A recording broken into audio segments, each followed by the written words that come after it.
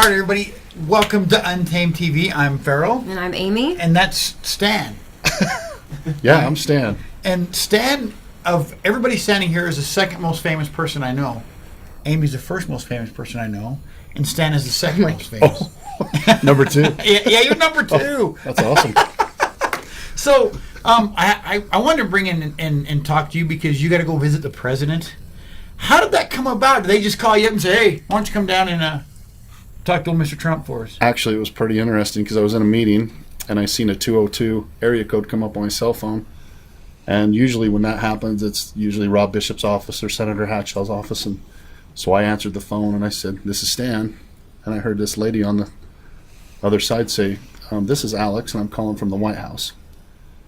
And you were like, yeah, whatever. Right. Exactly. Did you hang up on him for real? I thought I was being punked because I have gave my other commissioners such guff that I was pretty sure. I mean, I started looking around like, am I on camera? Or I'm waiting for him to say, really? You're an idiot. You really think they'd call? And so I was sitting there talking just like me and you were talking, you know, and they were asking me a bunch of questions, and to say the least, without my filter, I was telling them exactly where where in the woods, and sorry about that. Yeah. And Who, me? well, no, I'm just saying that. I was like, don't be sorry around me. And she says, well, I'm sure we'll be talking to you soon. And hung up the phone, and I kind of went, that was weird. That was weird. You know, out of how many hundred millions of people in the world, and I get a call from the White House. And so I didn't think really much about it. And a couple days later, I get a phone call from Senator Hatch's office. And Senator Hatch is, I think it was, I can't remember. It's probably John Tanner, said, hey, Commissioner, you did a really good job and apparently made a big splash at the White House. And then it hit me that it was real. And that I had said what I had said. And he says, oh, don't be sorry, because whatever you said has got you probably an invitation to come back to D.C. and testify. Oh, wow. And I went, and at that point I was just sitting there thinking, you know, I go testify up on the Hill and things with different, committees and things like that. And so I thought that what they were sending me back there for was to just testify in front of some subcommittees with Health and Human Services or something. And he says, they want some more information about it. Is it okay if we give them information? Like, yeah, whatever. And they said, you should be hearing back. Never heard anything for a couple days. Friday came. Friday afternoon was almost over. I get a phone call from the 202 number. And it says, hey, this is Alex from the White House. How are you? And how's things? And I still kind of went, I'm sorry that, I didn't really realize that was a real call. And it happens. I'm sure they get that a lot. I would think without a preemptive thing of, so, hi, this is Alex from the White House. Yeah, that doesn't sound real official. And so she asked me a bunch more questions, and I guess they had probably vetted me pretty hard on everything with my social media and all that kind of stuff. And then she said, we just want to say one thing, that there will be a lot of media coverage on this, and if you don't want to put your family out there, we'd understand if you turned us down. And I just says, well, I said, it won't be that big of a deal just to come testify in front of Congress. And she says, no, we want you to have a meeting with President Trump. Oh, wow. And once again, my jaw hits the floor. Yeah. And she goes, didn't I tell you that before? And I said, apparently not. Or I just wasn't paying attention. Yeah, or I probably wasn't I was paying so attention. mad. I was ranting. Yeah, I was so mad about the questions. And I just thought, well, let me go talk to my boy that's disabled and my wife. And I said, I'll call you back. She goes, well, and we kind of need to hurry. And I said, why is that? She goes, because we want you back here Monday morning. Oh, jeez. And this is Friday afternoon, like at 6 o'clock. So, yeah, needless to say, I walked back out and I talked to my son and my wife, and my boy says, Dad, I think you can do it. And then he says, if there's anyone else we can help through my story, he said, he says, we haven't got anything to hide. Our life sucks, So, and because of some of these things. Not to cut you off. You're slowly, it's been a mystery to me why you were at the White House. like why you got invited. So I was waiting for little tidbits. Okay. So it has to do with your son. Yeah, it had to do with my son. Basically, the Affordable Care Act. Okay. They want us to come back and testify about what the Affordable Care Act has done to our insurance and the things that are happening in that. I really had no idea how far they wanted, the extent they wanted to talk to us about it and things. So it was kind of you walk up and they put a microphone in front of you just like we were here. And I guess, first of all, I didn't even know I was still going out until like late Saturday night. I finally get an itinerary. I was just going to ask you how, yeah. because you just can't like walk in and meet the president. Yeah. Did they like do background checks or anything on you? I mean, do they have armed guards around you all the time? Did they send the Air Force One to pick you up? Yeah, I wish it was Air Force One. It was United. It wasn't United. No, it wasn't United either. But they had a jumper the night before I got there on the White House grounds. Really? Yeah, and Oh, so I was geez. just kind of going, what the Yeah. is going on with that, and so, and I don't like to fly as it is. Mm. And we got the itinerary, and it just says you have to show up at Delta, and they'll assign you a seat then. And I'm kind of going, that's kind of weird. Right. I mean, why would they, wait Did you until get first class? Oh, the government was paying for it. Business? Yeah, whatever. There's like 46 rows in a plane. I think I was on 44. Oh gosh. Yeah, because they pulled someone up. Yeah. The waitress, or the stewardess waitress, asked me if I needed anything, and I told her probably a cube of butter to grease my hips so I could fit in and out of the seat. So No. So what's that like though, to like go to the White House? I mean, just as a tourist, I'm sure it's awesome to go see, but obviously you had a little more access than the average Joe. it was interesting because I got there that night, didn't really have anything to do, and they put me up in a hotel that's just a couple blocks north of the White House. Right. And so I just decided to do my walkabout. I mean, I'm a nervous wreck as it was, Yeah, I bet. wondering what was going on, how it was going to be. Went down, walked around the White House, and I didn't know they had a jumper the night before. And They thought you was number 2. They were looking for you. well, and I actually talked to one of the guards, and I'm like going, so where's the Roosevelt room, and how do I get there? And the guy was just like, put a little trigger on his Right. thing, And then I said, no, really, and I showed him my phone. He's like, holy crap, you're serious? And I said, yeah. I said, and so we started talking. He told me where I needed to go, and then we talked some more. And he said, you're from Utah? And I'm like, yeah. He goes, well, where in Utah? And I said, you know where Salt Lake is? And he said, yeah. And I said, about 80 miles north. So Did he almost- ask you how many wives you had? Yeah, well, that was. I think that was the second question.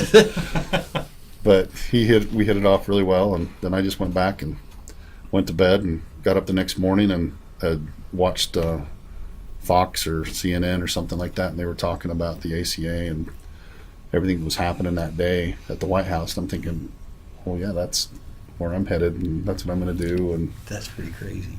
I come out, and I had talked to the guy that was on duty the night before and told him, so they got me a cab and went down. And somebody had called me on my cell phone, and they had heard, the cab driver had overheard me talking on my phone saying about I'm going to go meet the president. I probably shouldn't have been doing What that. did you but wear? Sorry. These are the things I think That's an about. important question. I Oh, wore- I'm I wore- following the story. I just need the finish. Well, and I told a bunch of people this. I probably tell you this too. I said you can only polish a turd so much, and it's still a turd.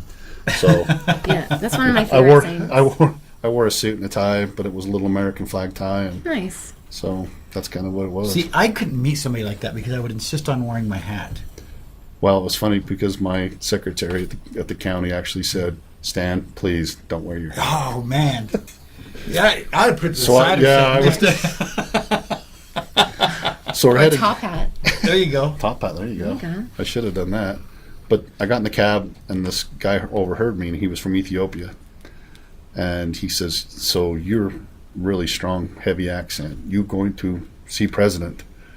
And I'm like, "Yeah." And he says, "Can you tell him one thing for me?" And I'm like, "Something." I'm not a messenger. And I'm thinking immigration, all these things are running through my mind. And he says, "Can you tell President Trump that Americans don't get it?" And it just kind of floored me. And he says, I said, "You're going to have to, give me a little bit more information." He goes, "I came from Ethiopia 17 years ago." And he said, "My worst day in America is still better than my best day in Ethiopia." He says, "Americans don't get it." Americans don't get a lot of things. Yeah. You know, and I mean, that just blew me away. I mean, so I was already thinking emotionally before I even got in the White House, and next thing I know, he kicks me off in the street and points me towards the guardhouse, and That's crazy. I walk in, said I had an appointment with the president. How would that be? It was pretty cool. I'm here to see. I'm here to see the big man. I'm here, by the way, and it was so surreal because it happened so fast, and I just didn't even have a chance to. Gave him my license. They gave me a visitor's badge, and I walked in, and then I went to one more guard shack.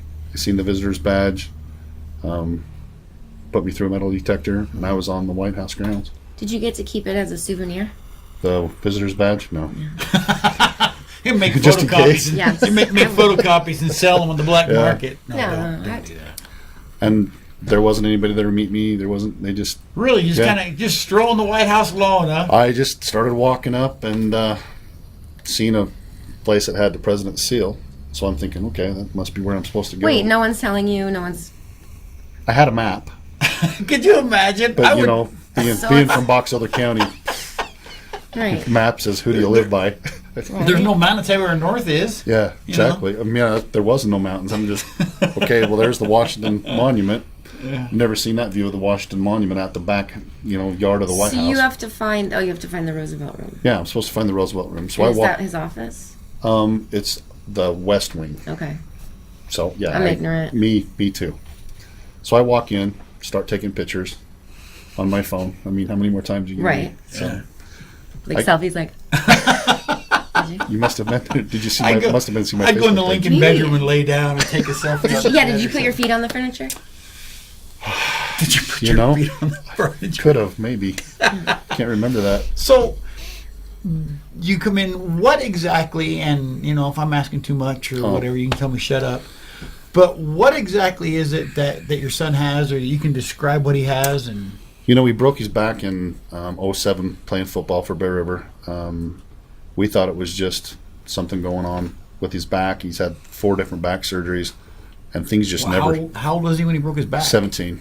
Oh wow. Brutal. And he just never really healed. Uh-huh. And it was just weird how things just, you would think that they would come back from it. And Yeah, especially that young. yeah. And then we found out that, like, in the second back surgery, the anesthesiologist came out and told us that they had to put so much into him for a kid. And so narcotics and all the other things just don't work on him. And it's been, so we've been to the National Institute of Health twice, the NIH in Maryland. We've been to the Mayo Clinic 4 times. Oh wow. And they finally diagnosed him here about probably 3.5 years ago. It's an IgG4 systemic sclerosing disease, Oh wow. which is very rare. And it actually means that he's getting hard from the inside out. Oh, It's kind of like scleroderma, where scleroderma makes your outside really tight. His insides are starting to go hard. So, and I think that was when I found out. I thought a friend of mine, Matthew Might, that's actually working in Obama's healthcare, is the one that got me in. Up until when I got out and found out that Senator Hatch's people are the ones that put my name in. So after you met the president and you did your interview, came and watched it on TV. I'm like, holy smokes, there's Stan right next to the president, And then I heard you on the radio. I did I a saw couple him on radio shows. TV. You were on TV too. Well, Yeah. yeah, when the news That's was on, they were awesome. talking about it. How many interviews did you do? Like, a bunch. we're like just way behind the curve on this, but I probably did 14 or 15 different interviews. in one day. In about 24 hours, 48 hours. Wow. Jeez. So it was all fresh, the whole story. I mean, I Yeah. can say it now with my eyes closed. Right. I've done it so much. But the story behind the whole story, I mean, we walked in, President Trump was very welcoming. He was very humble, hung on every word. There was only 9 of us, plus me, so 10 of us. With the vice president was there also, Secretary Wow. Cohn from economics, and then Tom, I can never remember his name, from Health and Human Services. They had all the big guns out. Yeah, That had to have been a little bit intimidating. Oh yeah, I mean, I'm sitting here going, okay, dairy farmer's son, East Tremont, Utah, northern Box Elder County. Yeah. And Nobody knows me from anybody, and you're just worried that he's going to be like, you're fired. exactly. I think And that's a different show. Oh, I'm not sure, but it's not the American show. Yeah. But they, it was interesting, and the press came in, and he just flipped a switch and became kind of what everybody sees on TV, and still hung on every word. And we talked about a lot of things. And at one point, I was the last one to speak, and I thought there's 9 other people who've just said. And I kind of started with, I'm not going to call it what you guys have been calling it. I heard you say that. I don't want to say that name. I heard that. I said I'm going to call it the last president's health care. And Trump looked at me and just like, grinned and oh, says, no. yeah, that's exactly.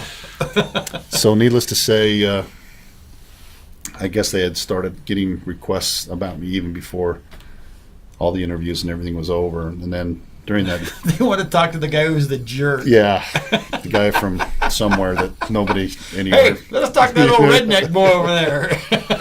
The guy without the hat. You can tell he needed a hat.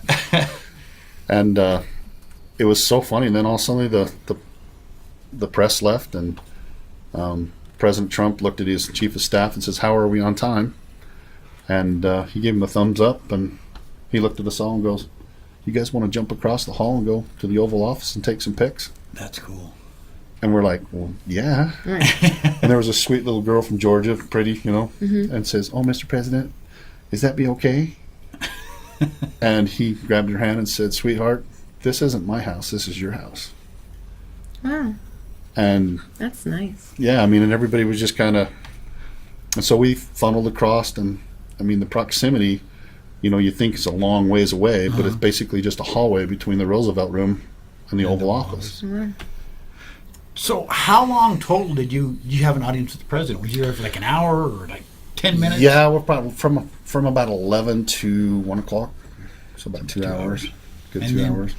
Did you hit the plane right after that, or did you get to stay another night? Or Well, that's, I guess, going into the story, because I was the last one in to get the pictures taken we were talking about. I was talking to the Vice President and Secretary Cohn about a bunch of stuff. Just Vice President, Secretary Cohn, And I'm like, I better get in there. They like grabbed me and said, "We're going to take the pictures." So I was like the last one in there. And I'm walking into the Oval Office, and I'm looking at the desk. And in my mind, You're thinking Monica Lewinsky. Oh, sorry. I was thinking Sorry. I was thinking Resolute Desk from like National Treasure. Oh, okay. The whole Easter egg thing, and everything. So I stood on the end, and the lady's like pushing me over. She's like, "We can't see you, Commissioner. Just keep coming in." So finally, I'm like right behind President Trump. That's crazy. And What was his hair like up and close? It's all his. Yeah. Yeah. That's one of the things that somebody asked me, and I'm like, yeah, it's all his. Yeah. And he must have read my mind, because he goes, "Yes, Commissioner." He says, "This is the Resolute Desk off, like off of National Treasure." And I kind of leaned over to him and said, "So have you been on your back underneath there looking for treasure maps?" Oh, no. That's the kind of question I would ask. I love it. And so then all the pictures they see, and on all the awesome. national things, I was actually on his right hand side. About 5 days after I got there, this Alex that interviewed me sent me this thing and said, "So we were all wondering what you told the president to make him grin like this." And she sent me this text. He's just like cheesing it. So me and him are just That's funny. laughing about the whole thing. And then it was all said and done, and they had to do the other people's interviews afterwards. Well, they were doing them all before, but after they got to me, and I cried through my whole thing when they started talking about my son, they actually stopped the interviews. And the people that were interviewing me, there was about 13 people in the Roosevelt Room. The lady said, she come back to me, she goes, "Commissioner, apparently you've struck a chord and nobody can even function in there, so we're going to wait till after the visit to do everybody else." So, Oh, wow. yeah. That's crazy. That's considerate. Yeah. It was pretty amazing that I'm sitting there telling my son's story, and how many people in the world have rare diseases, and Yeah. and they're sitting there trying to wonder how they're going to get insurance, or how they're going to make it through the day. And I mean, I've been blessed that I've been healthy, and I work a lot. Yeah. I got a bunch of jobs, but I'm blessed to be able to keep my wife at home with my son and do those things. And they said, it was the second question they asked me, it was, "Tell us a little bit about your son, and if you could do anything for him, what would you do?"